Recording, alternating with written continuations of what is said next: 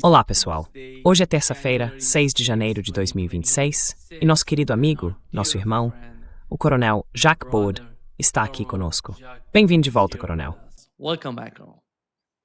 Thank you, Nima. Hi, and thank you for inviting me again. Obrigado, Nima. Oi, e obrigado por me convidar novamente, apesar das minhas sanções. Você não tem medo da UE. Isso é bom. Provavelmente vão te rotular como uma mídia pró-Rússia, mas tudo bem, provavelmente. Eu não sei.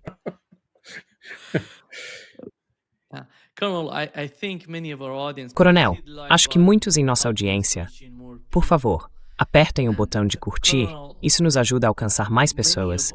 Estão interessados em saber o que está acontecendo com o seu caso e as sanções contra o senhor.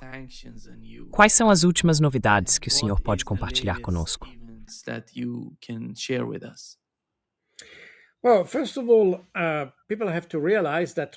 Bem, antes de tudo, as pessoas precisam entender que o meu caso é único.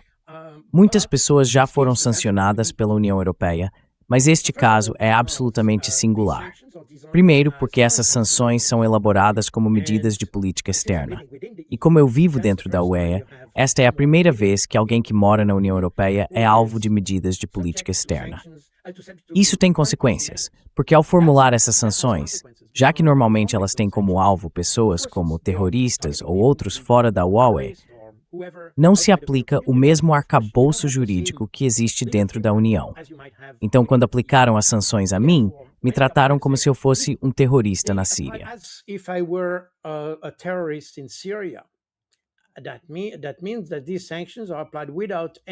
Isso significa que essas sanções são aplicadas sem qualquer estrutura aceita ou baseada em lei na Europa. E é por isso que existe essa segunda camada. Na União Europeia, basicamente, o meu caso mostra que dentro da União é possível privar alguém de sua liberdade de movimento, de sua liberdade de se sustentar, quero dizer, de sua liberdade de viver, basicamente. Como não tenho permissão para acessar minhas contas bancárias, não consigo comprar comida, pagar minhas contas, eletricidade ou qualquer outra coisa. Então, sem qualquer julgamento, sem ter violado nenhuma lei, sem ser confrontado com uma acusação aberta, sem poder me defender ou sequer me justificar, estou privado de comida. Estou privado de tudo que permite alguém viver.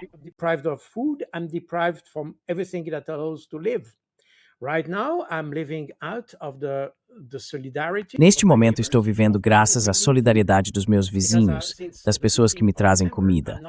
Desde o dia 15 de dezembro, não consegui comprar alimentos. E não houve nenhuma reação do governo belga, mesmo sabendo que sou residente. Minha residência principal é na Bélgica. Eles sabem disso. Sou um residente registrado. A Suíça também sabe, porque estou registrado na Embaixada Suíça em Bruxelas. Então eles sabem, mas não tomaram nenhuma medida para me ajudar. Apenas ligaram para dizer que estão em contato comigo. Foi a única coisa que fizeram até agora. E a União Europeia sabe disso. E claro, a França, o país que aparentemente me colocou nessa lista. Então, bem, pode-se argumentar que talvez eles não tenham entendido completamente quando tomaram essa decisão.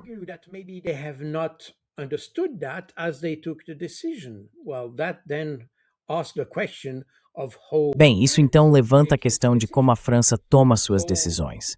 Como a inteligência francesa é capaz de fornecer informações sobre alguém dentro da União Europeia. Há um vídeo interessante feito no parlamento alemão, porque entre as cerca de 60 pessoas na lista de sanções de 15 de dezembro, jornalistas mencionaram especificamente meu nome, porque justamente sou um caso único, e perguntaram ao governo alemão: por que vocês aprovaram o Coronel Jacques Baud na lista de sanções? E um representante do governo alemão, bem, obviamente ele ficou muito constrangido. Dá para ver no vídeo, tá no YouTube. Ele parece muito desconfortável e disse: bem, nós não sabíamos, mas na verdade estamos convencidos de que é o certo.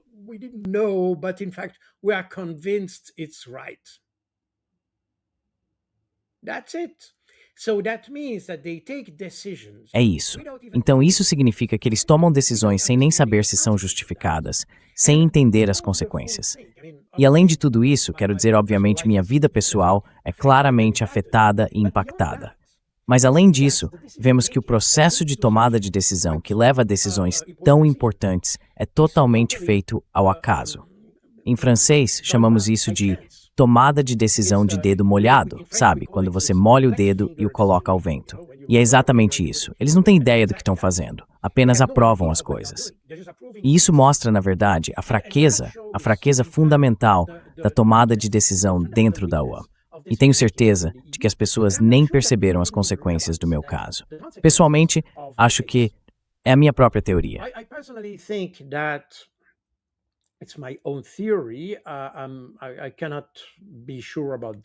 Não posso ter certeza disso. Acho, ou melhor, minha teoria é que eu não fui diretamente o alvo. Na verdade, já que supostamente o pedido de sanção contra mim veio do governo francês, eles na verdade queriam sancionar outro cidadão francês, que é basicamente meio francês, meio russo. Ele mora em Moscou e administra programas da RT ou algo assim. Na minha opinião pessoal, o governo francês queria atingir ele como o alvo principal. O problema é que, como essa seria a primeira vez que o governo francês aplicaria uma sanção a um de seus próprios cidadãos, eles precisaram diluir a questão. Precisavam encontrar algum tipo de dano colateral, por assim dizer. E eu me considero esse dano colateral neste caso.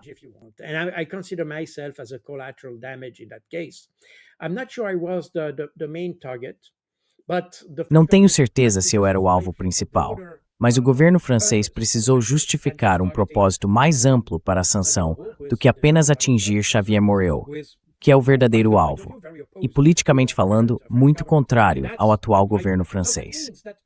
E essa é a minha visão. Então isso significa que temos aqui uma sequência de decisões, digamos, medidas, que são completamente inadequadas para o meu caso. Sou uma vítima de mal-entendidos, má gestão e decisões ruins. Quero dizer, como já disse antes, isso é, na minha opinião, uma expressão da fraqueza do processo de tomada de decisão dentro da União Europeia, feito por pessoas incompetentes, que não sabem do que estão falando, que são imaturas.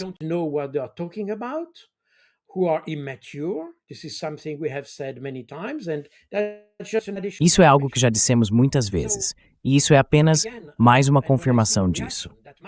Então, novamente, quando vejo a reação que meu caso provocou em todo o mundo, posso dizer que a Huawei certamente não melhorou sua própria situação. Quero dizer, é óbvio que deu um tiro no próprio pé. Então, mais uma vez, voltamos ao que já dissemos muitas vezes sobre a situação geopolítica, que a UET baseia seus julgamentos não em uma análise profunda, mas em uma análise muito superficial. Na verdade, nem chega a ser uma análise, é mais uma percepção do que uma análise. E no fim das contas, eles nem sequer medem as consequências de suas decisões.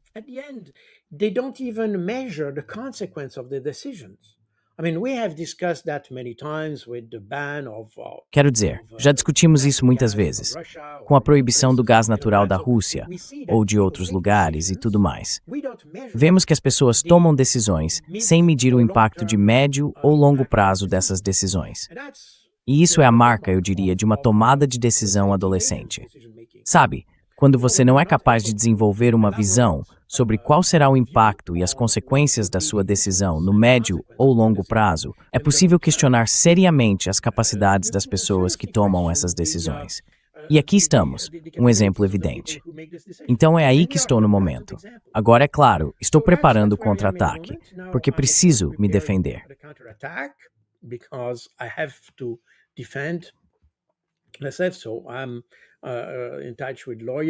Então, estou em contato com advogados para resolver o problema. A dificuldade é que, como eu disse, isso não é uma decisão legal. Essa decisão não foi tomada por nenhum tribunal. Nunca fui julgado pelas coisas das quais sou acusado, ou seja, propaganda ou estar em sites pró-Rússia ou coisas do tipo. Antes de tudo, ninguém consegue definir exatamente o que é propaganda. A própria acusação já implica um tipo de teoria da conspiração, porque imaginam que existam agentes ou redes operando pela Rússia e assim por diante. Veja, eu não tenho nenhuma ligação com a Rússia. Então, de onde tiraram qualquer indício de algum tipo de rede? Isso é pura teoria da conspiração, do começo ao fim. Além disso, mesmo que eu estivesse fazendo propaganda, o que nego, já disse e está escrito em todos os meus livros, que não quero fazer propaganda para nenhum lado em nenhum conflito. any propaganda for any party on any conflict. In any case, even if I were making propaganda, De qualquer forma, mesmo que eu estivesse fazendo propaganda, propaganda não é proibida por lei, por nenhuma lei. Não existe lei que proíba propaganda. Existem leis contra a difamação, quando você acusa alguém de algo que ele não fez, ou leis que dizem que você não pode insultar as pessoas. Mas isso não vem ao caso. Isso vai além de propaganda e de tudo isso. Portanto, não há lei que defina o que estão me acusando de fazer. Mesmo estar em um site pró-Rússia. O que é isso?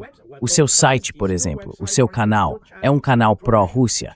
Ninguém sabe exatamente o que isso significa. Então estamos lidando com uma acusação muito vaga, que é basicamente uma teoria da conspiração em si. E como eu disse, isso é na verdade uma decisão política. And as I said, this is a political decision in fact. It's not a legal decision. And that makes the Não é uma decisão legal, e isso torna a minha defesa, mais difícil. Porque, no fim das contas, essa decisão não foi tomada por um tribunal, mas sim pelo Conselho de Ministros das Relações Exteriores da UE. E eles fizeram isso sob a regra da unanimidade, o que significa que há 27 pessoas, e todas as 27 precisaram concordar, mesmo que não soubessem quem eu era. Mas agora é preciso fazer o caminho inverso, e isso é muito mais difícil. Então, há um processo político e também um processo jurídico, porque é possível recorrer ao Tribunal de Justiça da União Europeia, o Tribunal de Justiça Europeu, e explicar o caso, dizendo que a decisão não foi correta. explain the case and saying that the decision was not right, and therefore, with the decision of the court, E, portanto, com uma decisão do tribunal, você provavelmente pode tentar influenciar o que o ministro poderá decidir no futuro e talvez me remover da lista de sanções.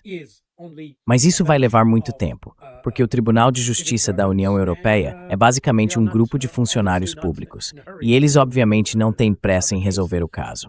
Então é aí que estou neste momento. Além disso, há muitas pessoas que aproveitam essa acusação para acrescentar suas próprias teorias da conspiração. Mas essas são, digamos, batalhas secundárias e nós também vamos enfrentá-las, porque, obviamente, elas só podem prejudicar a questão principal. Então é aí que estou neste momento. Enquanto isso, como eu disse, desde o dia 15 de dezembro estou sob sanções. Então, desde o dia 15, basicamente estou vivendo da solidariedade dos meus vizinhos. Uau!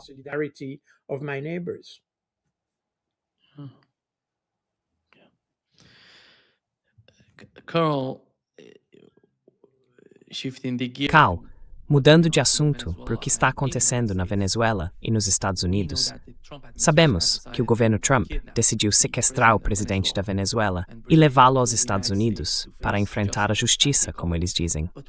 Mas quando você olha para todo o caso, sequestrar um presidente, sabe, o presidente da Venezuela, não sei o que mais pode ser feito para simplesmente destruir o direito internacional.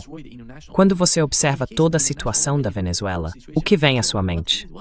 E como podemos entender esse tipo de ação por parte do presidente dos Estados Unidos, que é um dos líderes mais poderosos do planeta? One of the most powerful presidents on this planet. Well, obviously there's a multiplicity of issues there. Bem, obviamente, há uma multiplicidade de questões aí.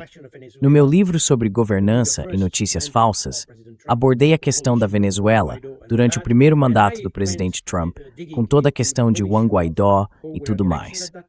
Fui investigar toda a questão de quem venceu a eleição naquela época, a legalidade do governo Maduro e assim por diante. Na verdade, é muito interessante, porque o que revelei naquela época foi que os Estados Unidos já estavam tentando literalmente fabricar um caso contra a Venezuela. E estamos vendo exatamente a mesma coisa hoje. Antes de entrar nos detalhes, estamos lidando com algo sobre o qual já falamos muitas vezes, mas que as pessoas provavelmente não compreenderam totalmente. Na verdade, isso mostra claramente que passamos de uma ordem baseada no direito internacional para uma poeira em regras internacionais. To the international rules-based order. It's no longer the law that constitutes... A lei já não é mais o ponto de referência quando se avalia uma situação. Agora trata-se de regras. regras definidas por quem detém o poder, neste caso, os Estados Unidos. Obviamente, este é o país mais agressivo. Ele tem os meios para ser agressivo. Possui presença militar em todo o mundo e utiliza os recursos clandestinos da CIA e de outras agências para influenciar eventos. E é provavelmente isso que aconteceu na Venezuela, neste caso. Bem, eu não quero entrar em todos os detalhes porque não estudei tudo a fundo, mas, ao que parece, o que a situação atual mostra é que houve suborno ou algum tipo de corrupção promovida pelos Estados Unidos para garantir a remoção do presidente Maduro.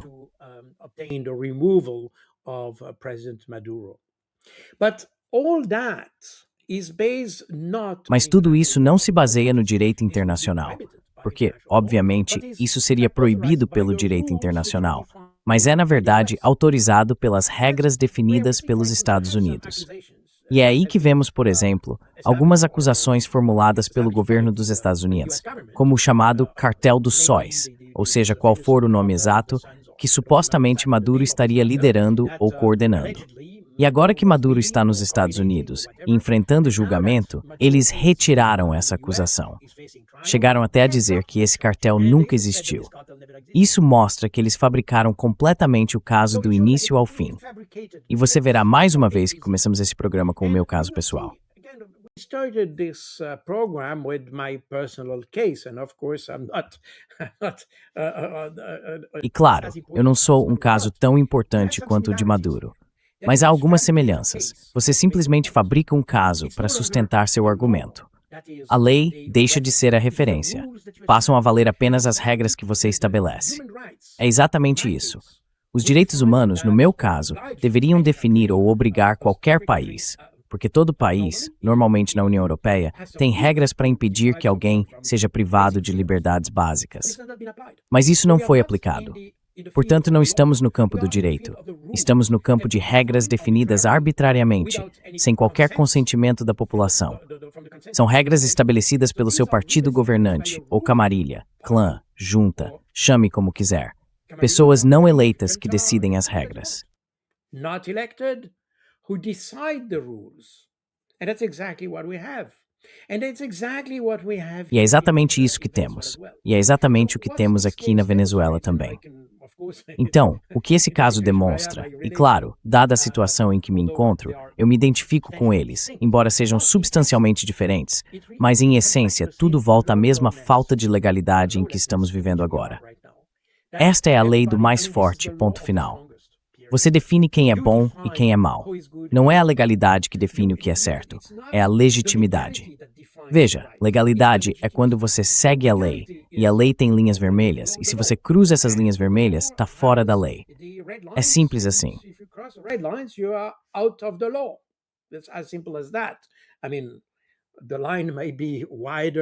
Quero dizer, a linha pode ser mais larga ou mais estreita, depende do caso. Mas, como princípio, a lei define os limites do que você tem permissão para fazer. E quando você ultrapassa esses limites, então está fora da lei. Isso é legalidade ou ilegalidade. Quando se fala em legitimidade ou ilegitimidade, não se está falando da legalidade em si, mas da percepção de legalidade. Veja, mesmo que se possa dizer que um país, e agora estamos falando da Venezuela, mas poderíamos muito bem estar falando do Irã daqui a algumas semanas. Veja, a Venezuela ou o Irã podem ter leis diferentes, práticas diferentes, costumes diferentes em seus sistemas políticos, na forma como elegem as pessoas, na forma como o país é governado e tudo mais.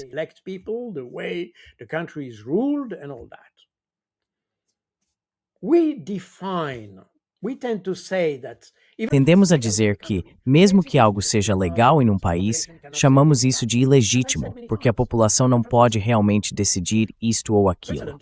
Como já disse muitas vezes, venho da Suíça. A Suíça é considerada um país democrático porque votamos em quase todas as decisões importantes. A população vota por meio de referendos e decidimos praticamente tudo. Decidimos se devemos construir uma nova rodovia, um túnel nos Alpes, aumentar impostos ou comprar novas aeronaves. Chegamos até a votar se deveríamos desmantelar o exército. Bem, a população recusou isso, mas ainda assim votamos sobre o assunto. Então votamos em tudo. Agora, se eu olhar para a França, por exemplo, que fica logo ao lado, eles também afirmam ser democráticos. claim to be democratic. But when I see the decision they take, Mas quando vejo as decisões que eles tomam, que não são apoiadas pela população, apenas por uma elite de políticos, muitas vezes corruptos, que acabam até presos por corrupção, aliás, eles afirmam ser democráticos, mas essa não é a mesma democracia que temos na Suíça. Então, qual é a base para medir a democracia? O sistema na França é provavelmente legal. Quero dizer, talvez não livre de corrupção, mas o sistema em si é legal. Ainda assim, com olhos suíços, eu diria que não é legítimo, porque não respeita a vontade da população. Do meu ponto de vista, posso ajustar a minha percepção do sistema na França. Então a França afirma ser democrática, mas já disse muitas vezes, e escrevi isso em meus livros, que para mim, a França não é uma democracia, é uma monarquia eletiva. Ponto final. It's an elective monarchy. Period. You just elect the king. Você simplesmente elege o rei.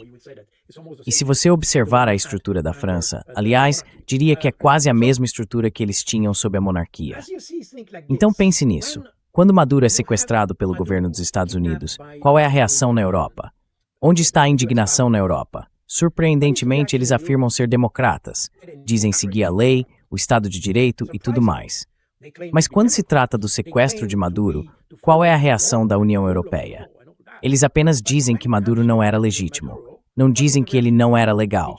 Então eles não são legítimos, o que significa que é uma questão de percepção. E novamente estamos no campo da percepção. Não estamos no campo do que é mensurável, do que pode ser definido por artigos de lei ou coisas do tipo. Estamos lidando com algo indefinido.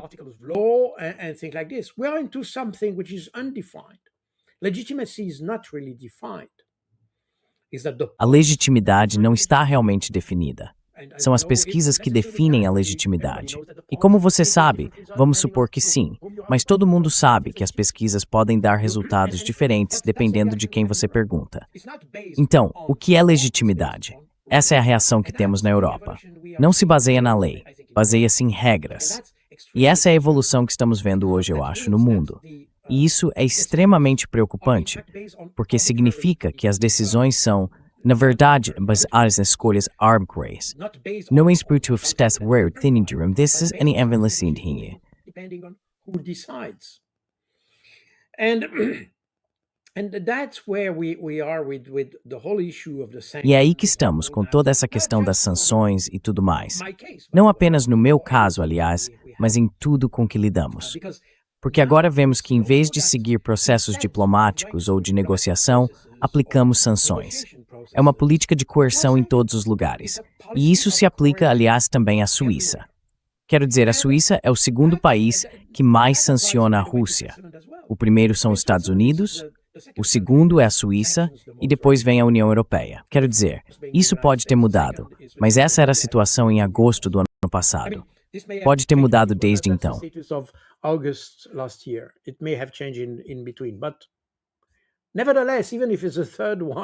Mas ainda assim, mesmo que seja o terceiro caso, não se espera ver a Suíça como um país que impõe sanções, especialmente porque é neutra. E não apenas por causa de sua neutralidade, mas também porque a própria existência, o próprio propósito, eu diria, da política externa suíça era justamente permanecer no meio, oferecer uma oportunidade para que diferentes partes pudessem dialogar. Uma vez que se toma o partido de um lado, já não se pode mais ser o mediador nisso. E é aí que vemos essa mudança muito marcante. A Suíça é realmente um símbolo disso. Mas além do caso da Suíça, é algo que temos observado em todos os conflitos. Falamos muitas vezes sobre o conflito na Palestina, por exemplo, e até mesmo sobre o Irã, já mencionamos isso. Sabemos que as ações de Israel foram ilegais e até mesmo ilegítimas, aliás. By the way. But what was the reaction of the EU? Mas qual foi a reação da UE? Nenhuma reação. Eles têm esse tipo de compreensão flexível da situação. Às vezes, quando lhes convém, condenam violações do direito internacional. E quando não lhes convém, não fazem nada. E quando não conseguem melhorar as coisas, quando não têm a capacidade ou os meios para lidar com uma situação como fazíamos no passado, por meio da diplomacia, das relações exteriores e tudo mais, simplesmente aplicam sanções. E, na verdade, é exatamente isso que temos. Temos apenas um caso extremo com a Venezuela. Mas, em essência, é exatamente isso. Faça o que eu mandei você fazer. Caso contrário, sequestrarei seu presidente. Caso contrário, imporei sanções contra você. Caso contrário, enviarei minhas tropas. Derrubarei seu governo e coisas do tipo. Will overthrow your government and things like this. Today we are talking about Denmark. Hoje estamos pensando na Dinamarca. O governo da Dinamarca é certamente legal, mas é legítimo? O governo da Dinamarca é legítimo? Os Estados Unidos consideram o governo da Dinamarca legítimo? Eles fabricaram um cartel com o propósito de indiciar Maduro. Poderiam fabricar outro cartel para o presidente da Dinamarca. Qual seria a diferença? E é aí que estamos. Vivemos em um sistema que é, na verdade, um esquema extremamente próximo da criminalidade organizada, no qual quem é mais forte define as regras. O Estado de Direito criado no fim da Segunda Guerra Mundial, ou melhor, o sistema de direito internacional que surgiu após a Segunda Guerra Mundial, foi precisamente concebido para impedir que um ator poderoso impusesse sua vontade sobre os outros. É claro que esse ator poderoso, na época, era a Alemanha. This powerful actor at that time was Germany. Germany had been more or less, I said more or less. A Alemanha havia sido, mais ou menos, digo mais ou menos, porque os historiadores podem debater isso. Mas de qualquer forma, a Alemanha era considerada a iniciadora de 2 guerras mundiais. A ideia era evitar que tal situação acontecesse novamente. Portanto, o direito internacional foi construído de modo que ninguém pudesse surgir como uma potência capaz de impor sua vontade. O problema é que ao longo dos anos, especialmente após o fim da Guerra Fria, a Rússia em particular, mas também a China, não eram tão poderosas quanto o Ocidente, e especialmente os Estados Unidos. Elas não conseguiram desempenhar o papel que deveriam nesse sistema de direito internacional no Conselho de Segurança da ONU. Você sabe, o Conselho de Segurança da ONU foi criado no final da Segunda Guerra Mundial, quando havia os vencedores. At the end of World War II, where you had the winners. Basically these were the winners of World War II. Quero dizer, basicamente, esses foram os vencedores da Segunda Guerra Mundial, ou seja, as nações mais poderosas. Eles deveriam permanecer poderosos e manter um equilíbrio de poder dentro do Conselho de Segurança. Isso não significa que o sistema fosse perfeito, mas permitia algum tipo de equilíbrio e mantinha o sistema de direito internacional funcionando, pelo menos durante a Guerra Fria. No final da Guerra Fria, os Estados Unidos surgiram como o país mais poderoso do mundo, não apenas por causa de sua economia, mas também por causa de sua presença militar global. Vale notar que as Forças Armadas dos Estados Unidos são, acredito, as únicas no mundo organizadas em estruturas de alcance mundial. Veja, a maioria dos países tem divisões ou corpos de exército, mas as forças dos Estados Unidos são organizadas por continentes.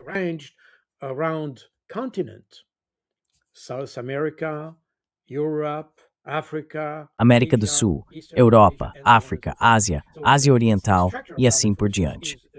Portanto, a estrutura das Forças Armadas dos Estados Unidos já está organizada de forma global. No fim da Guerra Fria, como eu disse, a Rússia estava claramente enfraquecida e agora está se recuperando, mas levou quase 30 anos para recuperar uma presença significativa. É por isso que agora os americanos estão começando a respeitar a Rússia. É quase o mesmo com a China. A China teve um desenvolvimento muito lento até o ano 2000 e desde então vem acelerando. Mas no fim da Guerra Fria, a China ainda era praticamente um país em desenvolvimento. Você deve se lembrar daquelas imagens de pessoas andando de bicicleta em Pequim, todas vestindo o mesmo tipo de roupa e assim por diante.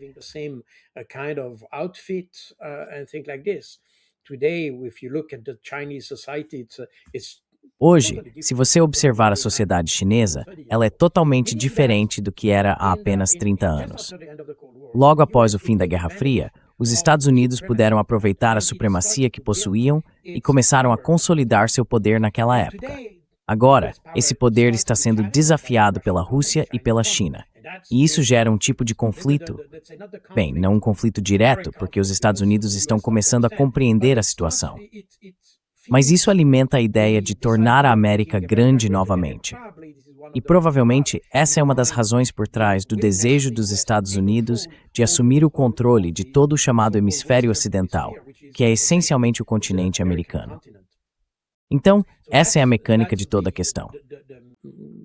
Mechanics of the whole thing. The problem is that O problema é que o Conselho de Segurança e o sistema de direito internacional sofreram com isso, porque dentro da ONU quem decide são os Estados Unidos. Eles são o principal contribuinte. Trabalhei na ONU por vários anos e dá para ver que basicamente os Estados Unidos decidem quase tudo. Eles estão presentes em todos os lugares, porque pagam por tudo.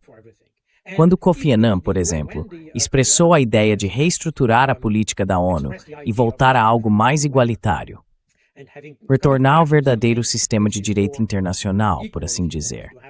Essa era a ideia.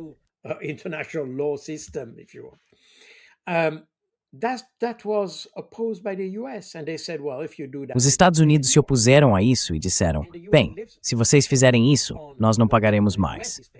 A ONU basicamente sobrevive com as contribuições dos Estados Unidos, o que significa que o país tem um poder enorme ali, assim como tem na OTAN. É por isso que, mesmo que os europeus queiram ter seu próprio sistema de defesa, eles não conseguem evitar o apoio dos Estados Unidos, porque os Estados Unidos se tornaram fundamentais na OTAN. É o primus inter pares dentro da aliança. Então, isso é um problema. Agora estamos sob o domínio dos Estados Unidos em tudo. Enquanto os Estados Unidos forem razoáveis e agirem de acordo com o direito internacional, não há problema em serem uma grande potência. Mas quando começam a desrespeitar o direito internacional e a dizer que os Estados Unidos devem ditar o que o resto do mundo deve fazer, aí é claro, surge um problema. Then of course you run into a problem. And that's exactly the situation in which we are. E é exatamente essa situação em que estamos. O objetivo de tudo isso é, novamente, tornar a América grande outra vez. Mas em vez de fazer isso por meio da competição, sendo melhor que os outros, tendo melhor desempenho, sendo mais inovador, mais criativo, com melhor engenharia, oferecendo produtos melhores e mais baratos, e assim por diante, os Estados Unidos já não conseguem mais fazer isso. Então, o que eles fazem? Tentam impor sua vontade sobre os outros, porque não têm outra forma de competir. E esse é um pouco do perigo da situação atual, porque se olharmos para a Europa, por exemplo, não há qualquer concorrência para os Estados Unidos.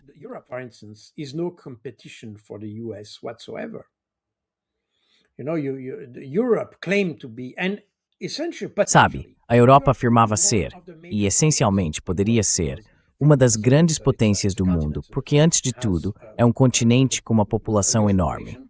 Ela tem um potencial imenso em termos de engenharia, criatividade e tudo mais, e já demonstrou isso no passado. Mas o problema hoje é que vemos muito claramente, com a atual liderança da União Europeia, que eles prestam mais atenção em enfraquecer a Rússia do que em desenvolver a própria Europa. E isso, novamente, mostra uma falta de compreensão estratégica e de uma visão estratégica sobre o que a Europa deveria fazer. Eles estão fazendo quase o mesmo que os Estados Unidos. Em vez de serem melhores que os outros, tentam manter os outros para baixo.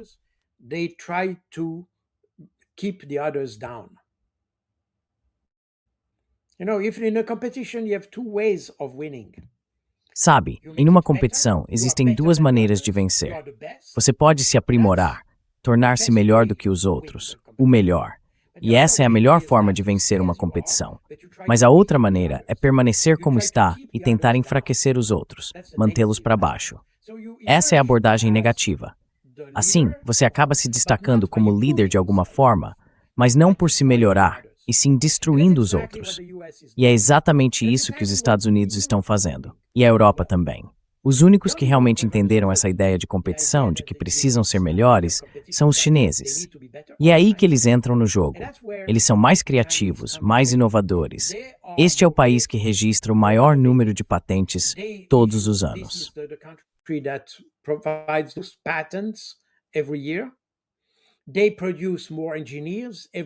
Eles formam mais engenheiros todos os anos do que qualquer outro país.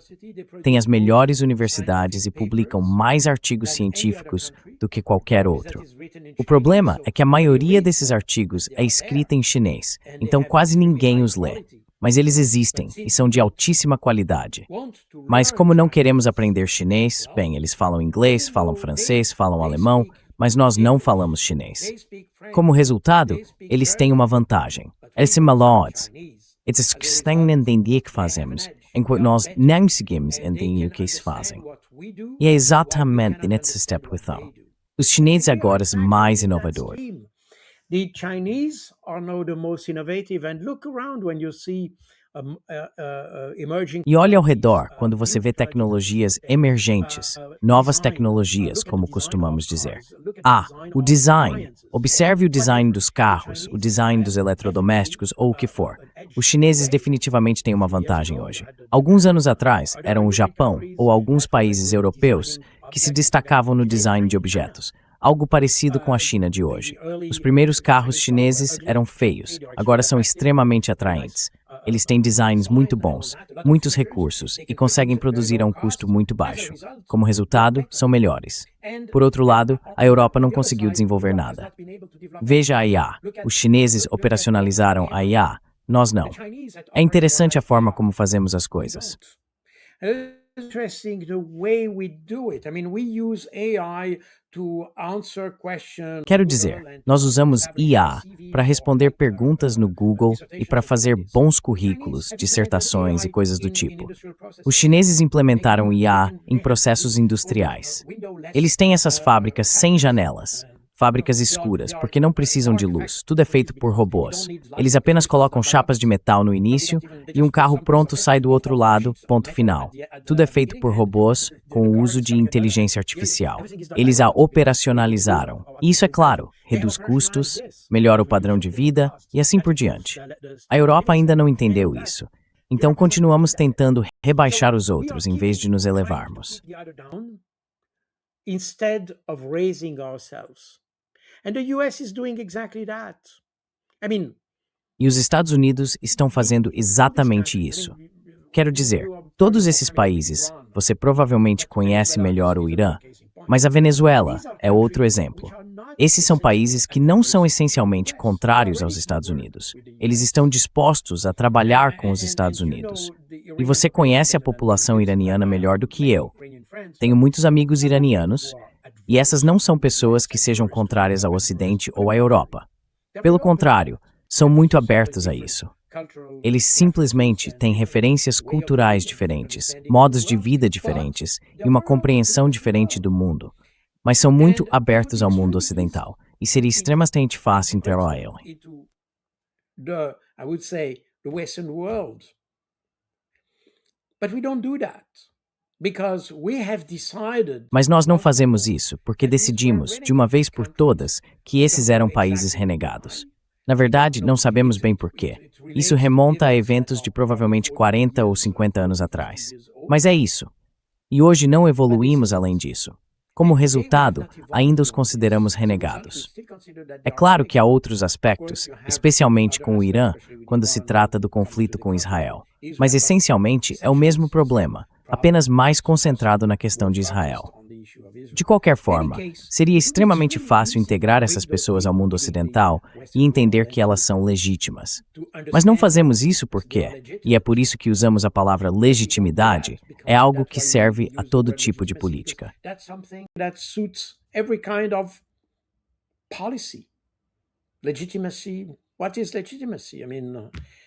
Legitimidade. O que é legitimidade? Quero dizer, se eu digo que você é ilegítimo, então o que você pode dizer? E é exatamente esse o problema que temos aqui.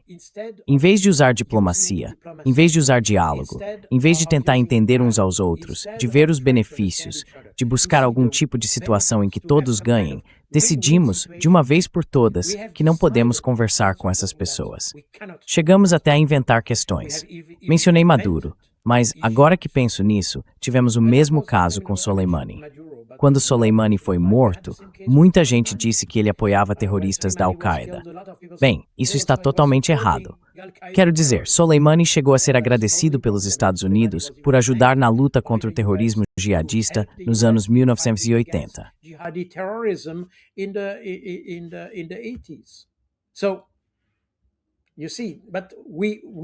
Veja bem, nós construímos o caso apenas para se adequar a uma política. É exatamente o que eu disse, o que temos dito ao longo de todo este programa. Não estamos mais na era da lei. Estamos na era das regras definidas arbitrariamente para atender a uma política, sem compreender quais são as consequências de longo prazo disso. E por essa razão, criamos mais problemas do que resolvemos. Isso começa com o caso do coronel Jacques Baud, termina com o caso de Maduro, ou provavelmente com outros, mas é exatamente o mesmo princípio. Em vez de termos uma tomada de decisão racional baseada em fatos, baseada na lei, a lei é um fato. Você não pode inventar a lei, ela existe, ponto final. A legitimidade é algo que não existe.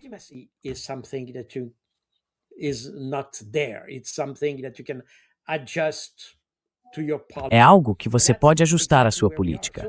E é exatamente aí que estamos. O que estamos testemunhando aqui é, claro, uma demonstração de poder dos Estados Unidos. Mas, ao mesmo tempo, é uma demonstração de fraqueza, porque mostra que os Estados Unidos já não têm mais a capacidade de se impor pela política, por meio de uma abordagem racional das coisas. Foram forçados a inventar um caso contra Maduro, a inventar algum tipo de cartel que não existe. Isso é exatamente a expressão de uma fraqueza fundamental.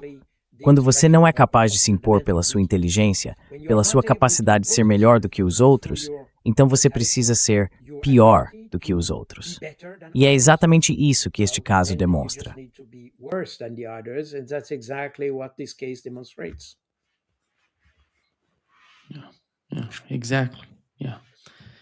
Exatamente. Eu não te interrompi porque quis deixar você fazer uma descrição completa do seu entendimento sobre o que está acontecendo. Fico muito feliz que você tenha mencionado todos os detalhes na sua avaliação. Foi incrível, Carl. É sempre um grande prazer tê-lo conosco. Uma satisfação, como sempre.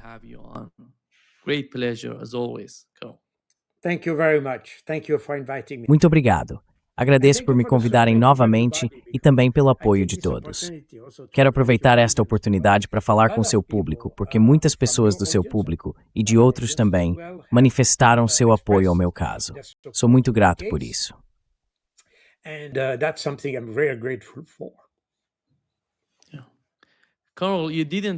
Carl, você não nos enviou o link para que possamos colocá-lo na descrição. Por favor, envie os links daqueles sites que estão tentando te ajudar, para que possamos incluí-los na descrição deste vídeo. A razão pela qual ainda não enviei o link é que eles ainda estão trabalhando nisso. Provavelmente ficará pronto essa semana. Você sabe, tivemos aquela pausa durante as festas, mas agora deve estar operacional em breve. Assim que eu tiver os links, vou enviá-los para você, para que possa oferecer qualquer tipo de apoio. Muito obrigado. Assim que eu conseguir os links, vou colocá-los na descrição de todos os vídeos que fizemos até agora. Excelente. Muito obrigado. Valeu. Muito obrigado, Carl, por estar conosco hoje. Espero que você consiga resolver esse tipo de problema, essas sanções que estão impondo a você. Isso é tudo o que você pode fazer. Eu também. Muito obrigado. Essa faz um bom utilizar de teu host. Obrigado por você mês. O mês. Obrigado, Carl. Até breve. Tchau. Nice.